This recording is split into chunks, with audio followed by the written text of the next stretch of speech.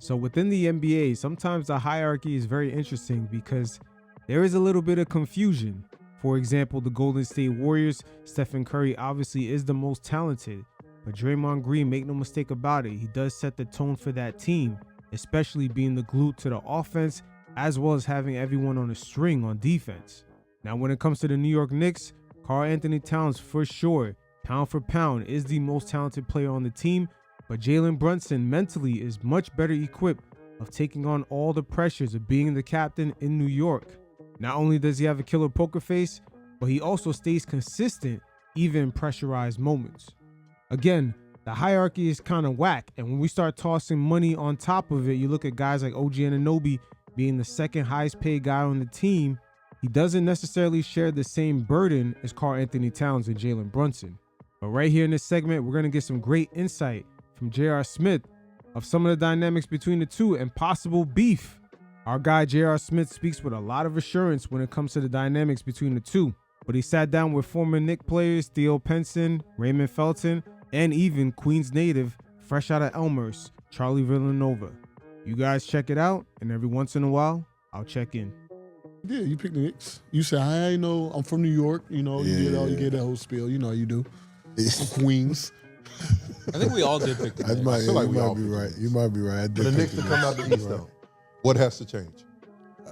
Nathaniel, they're not coming out the East. Not this year. Not this year. Yeah. Oh, if it ain't this year, ain't no year. Now, let me add a little context to what Theo Pinson just said right here. There's not going to be another year for this current version of the Knicks due to how expensive this roster is. With the contracts of Deuce McBride, Mitchell Robinson, Landry Shamet, even Big Mo, there's going to be a lot of hard decisions to make come this offseason. If it ain't this year switch, it ain't happening. That's fair to say. I feel like we need a bigger score off the bench. I like the Alvarado kid, though. Yes, I big pickup. Love his pickup. Big pickup. It's an amazing pickup to the team. But we don't have enough firepower coming off the bench. We rely on Jalen and Cat, and we so focused on the relationship. To me, it's so focused on like, he don't like me, I don't like him. Like, all right, cool, I play with that. Just figure it out. Yeah. Like at some point, y'all, if you want to win, you're gonna have to figure it out. And if you don't, then somebody gonna go this way, somebody gonna go that way. It just matter who stays. But to me, it's harder to win. Got your two biggest stars fighting for the ball. Like I had this conversation with Cat when I went to the Houston game, I think. And I'm like, bro, you can't tell him to throw you the ball. You don't demand the ball. You're not demanding space, creating, like owning your space. He's not gonna throw you the ball. And I wouldn't throw you the ball either. And I tell little bro, like, yo, bro, you can't just come over here throwing this shit up. Like, granted, you're a small guard. It's gonna be hard. It's a hard way to win in the NBA with small guards. Everybody knows that. Ooh. It's a hard way. Hold that thought right there. That was good. That was good. Now, JR said a lot right there. I don't know if that gumbo, that Uptown Haze, that sour diesel, that Runts is hitting him right, but he revealed a lot. And the way he spoke, he made it seem like everyone else is privy to this information. I'm going to replay it one more time because he's speaking firsthand of just talking between the two co-stars. But we don't have enough firepower coming off the bench. We rely on Jalen and Cat, and we so focused on the relationship. To me, it's so focused on like, he don't like me, I don't like him. Like, all right, cool, I play with that. Just figure it out. Like at some point, y'all, if you want to win, you're gonna have to figure it out. And if you don't, then somebody gonna go this way, somebody gonna go that way. It just matter who stays. But to me, it's harder to win. Got your two biggest stars fighting for the ball. Like I had this conversation with Cat. Damn, then he goes directly into the conversation with Cat. We've seen a little bit of the frustrations in the early part of the season, especially when they went through that losing streak in January. Brunson, in one of those mini clips that have gone viral, you could read his lips and see he's telling Cat to post the fuck up. But that's where the hierarchy in this league is really, it's at a very interesting spot because JB does have his father on the team. His godfather is the president, Leon Rose also. But Cat, being the first overall pick, pound for pound, is the most talented. Interesting times that we're in. But hey, these are good fucking problems. compared to what the Knicks used to have. When I went to the Houston game, I think. I'm like, bro, you can't tell him to throw you the ball. You don't demand the ball. You're not demanding space, creating, like owning your space. He's not going to throw you the ball. And I wouldn't throw you the ball either. And I tell little bro, like, yo, bro, you can't just come over here throwing this shit up. Like, granted, you're a small guard. It's going to be hard. It's a hard way to win in the NBA with small guards. And in this positionless basketball that all these people are out of the Salone Conference, these analytical guys, they're always going by this model. We're about to see the referendum on that, because even though a player does have it in his skill set to play point guard or just to occasionally play make, it doesn't necessarily translate the higher up you go in the playoffs. I'm not referring to Jalen Brunson right here, just guys like Paolo Banchero, Jalen Johnson in Atlanta, Cooper Flagg, J. Kidd has him playing point guard. Same thing for Zion Williams. The league is at a very interesting place because a lot of these guys are going to run into a wall during the playoffs where they can't organize their offense when shit slows down and you got to make things happen in the half court. Almost every team today is playing like this. And there's going to be a couple of guys that's going to not necessarily get over the hump, even for the top players. Anthony Edwards, for example, out there in Minnesota is going through this currently. Once again, with today's current day players just trying to assume that point forward or just that combo guard position where they're supposed to organize the offense for their team, it's only really SGA who does it masterfully, just involving his teammate, making the right decisions in the high post. He's almost become a wizard at that. Just, you can't stop him in the mid-range, and he's always making the right play. But a lot of this really stems from just a new generation of players coming in, and also the motherfuckers coming out of that Salone Conference, the fucking analytical people. I tell little bro, like, yo, bro, you can't just come over here throwing this shit up. Like, granted, you're a small guard. It's going to be hard. It's a hard way to win in the NBA with small guards. Everybody knows that. Ooh. It's a hard way. Hold that thought right there. That was good. That was good. He gonna walk off. That's been his thing. He's been saying that for the He's been longest. saying that shit for the longest. This is a very true statement. So that's why very Cleveland true. will never win, because Don is. He said That's Don's his not the number theory. one. He's not a number one. I think it's Hey, Donovan Mitchell right there. He's another player where the referendum is out on him. Has he hit that glass ceiling and just being in that kind of combo point guard role? Just because you possess the talent to somewhat play like a point guard doesn't necessarily mean it's a good idea. Once again, I'm going to put his name in a list of players where we're about to find out if they could really truly do this. Jalen Johnson, Paolo Banchero, Donovan Mitchell, Anthony Edwards, Zion Williams, and J. Kidd down there in Dallas. He's trying to put Cooper Flagg in that role. He said he's not a number one if you're a small guard. that's my thing. I don't know It when is. Don became 6'1", but I don't know. I think that's a true statement, though. It's very hard to win with your predominantly scorer as a small. And then my defense is. Oh, hold on. And then my I played defense. against it. It's not that hard to deal with. My argument is AI. AI.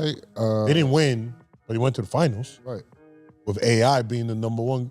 Yeah, he's fucking 5'10". they Isaiah win? Thomas. Went to the finals. Did they Isaiah win? Thomas. Isaiah Thomas won.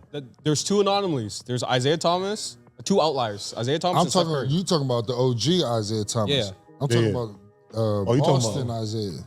Oh, Like remember when he had him rocking the young yeah, JT. he the did. He young did have him JB. rocking. He did. It's just those smaller guards, bro. It's easier to defend the team. you put Steph in that category too. No, because his three ball is outlandish. and that's why he's an Because outlier. he don't have to get to the Baja. Now, with those two teams they just mentioned, I would refer back to the Bad Boy Pistons and Stephen Curry, them having two small guards as leaders. Those two teams consist of 5 to 7 players who have real high basketball IQ.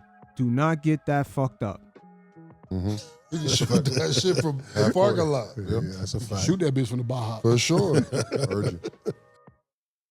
And those are the kinds of teams I'm referring to, that guys like Jalen Johnson, Paolo Banchero, Anthony Edwards, Donovan Mitchell, it's basically time to go to Cancun. Matter of fact, in a way, I would put LeBron James on the same very list. Even though he's the most talented, perhaps has the most highest IQ, but he would have more championships if he played more of a team-oriented system. But as talented as he is, when he runs into these kinds of teams that just have 7 guys that are on a string, he tends to struggle, and his finals wins to loss ratio reflects it. So that's on the highest level, and even he's still struggling. So just imagine for the rest of the pool. Again, that James Harden, Luka, LeBron kind of play style, it tends to run into a wall once you start playing against high-level teams who have at least 7 players with good basketball IQ that are operating on a string. So let me ask you this. Who's a small guard that you would give? Who's a small guard? Like if Jalen Brunson played with the Oklahoma City Thunder, you don't think they'd be good enough to win? Over, you take Shea off that team? Let's flip-flop them. I don't think so. Don't think so? Personally, no.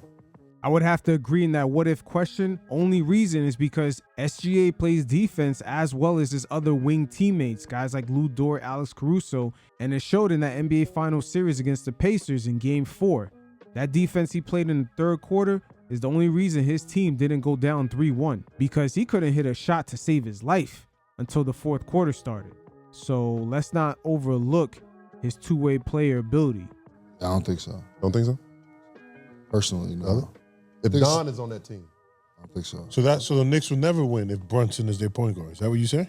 I'm not saying they never win, but I'm talking about a style of teams. Like I don't think that team fits Jalen Brunson.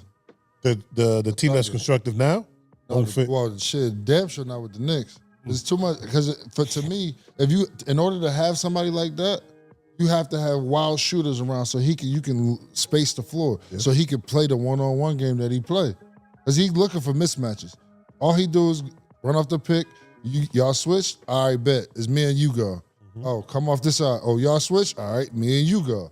And he's not posting nobody up. They ain't doing that. There's a great point brought up right here by JR. Man, that fucking gelato's hitting him right now. But this season, we're seeing the kind of three-point shots that Landry Shamet is hitting. And coming off that pick or just being able to knock it down in tight spaces is not how Mikal Bridges shoot his threes. There is a stark difference. Same thing for OG Anunoby. He does not dribble coming off a pick and just pulls up. These are catch and shoot guys. And it's a fair evaluation by good old JR right here.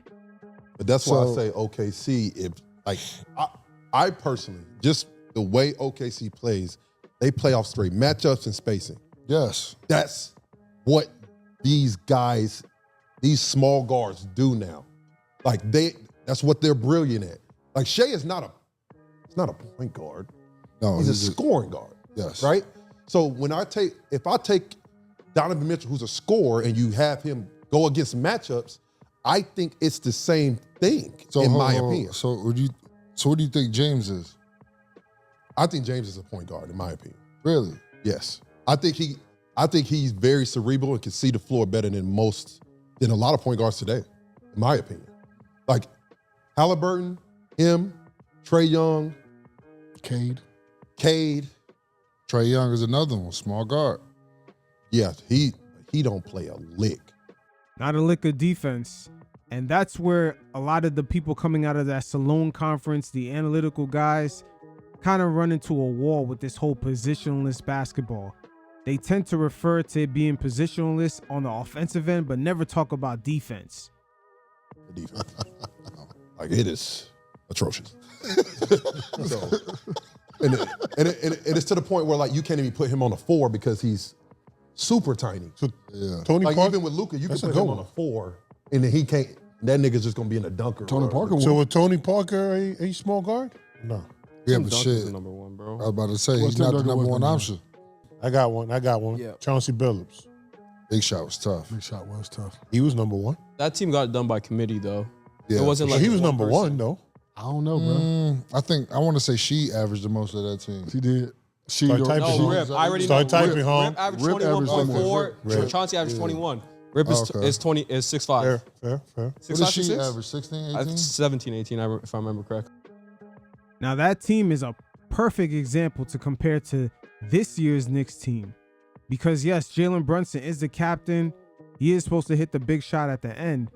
It's really who's going to be the consistent kind of B-level stars for the Knicks. Does Mikal Bridges possess the offensive consistency of a Rip Hamilton? Same thing for OG Anunoby. you can look at Karl Anthony Towns. Will he be as consistent as a Rasheed Wallace on both ends of the floor? This is where the hierarchy of the Knicks is confusing at this very moment, because Karl Anthony Towns being the most talented, if he can just get to the free throw line more often, get easier points, and get his assist numbers up where OG Anunoby and Mikal Bridges could be eating, who knows what this team could really be looking like. But any NBA Finals matchup with the Knicks being there against OKC or even the San Antonio Spurs, Karl Anthony Towns will draw the most favorable matchup. Make no mistake about it, especially going up against OKC.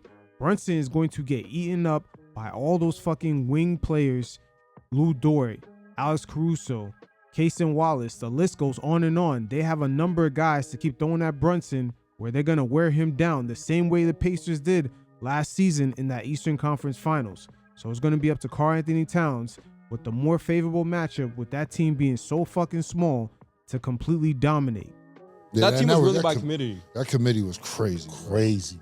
They were fucking nice. As far as the team, I Hey, haven't Prince. seen a team like Well-constructed that in a team. while. Think about it. That team could have had Melo. Ooh, They Lord. got Darko. That Big Darko. Darko. That's nasty work. It's disgusting work. Should have bit. So I'm tripping. So Sheet averaged 13, 21.4 for Rip, 21 for Chauncey, 11 for Ben, 10 for Tayshaun. That really is by committee. 5 players in double digits. It's not happening. The way the Knicks are constructed right now, it looks like Leon Rose was kind of going for a similar look, but we have not seen these guys basically operate in one accord consistently all season. If Brunson is doing good, Mikal Bridges might have a bad game, OG might have a good game, and then Cat will be just so-so. Or if Cat has a good game, Brunson might have a good game, but then OG and Mikal are MIA. Nothing is ever consistent between the four players. And that's the part Mike Brown has to figure out. But again, these are good problems to have, and Mike Brown, this is what he's here for. He has to figure this out. That's why he earns the big bucks. And who knows how Leon Rose this offseason will pivot, because a major move is pending. You can't afford to pay everyone.